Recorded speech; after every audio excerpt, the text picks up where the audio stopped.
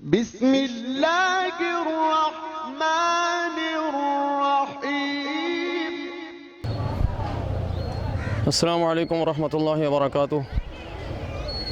میری طرف سے تمام اہل ایمان، تمام مسلمانوں کو عید الفطر کی خوشیاں مبارک ہوں۔ تقبل اللہ منا ومنکم، تقبل اللہ منا جمیع حسنات وصالح الاعمال۔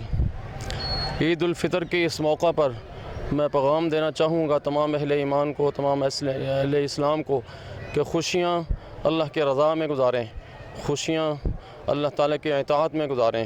مومن کی جو شان ہے وہ خوشیاں نافرمانی میں نہیں گزارتا، بلکہ اللہ تعالیٰ کی بندگی میں اور اللہ تعالیٰ کی عظمتوں کی بڑائی کا اظہار کرتے ہوئے گزارتا ہے۔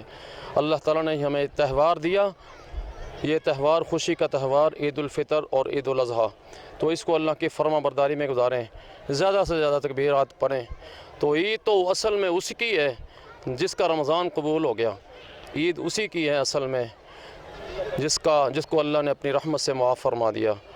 بہت شکریہ ایک دفعہ پھر تمام اہل ایمان کو میری طرف سے السلام علیکم اور عید مبارک۔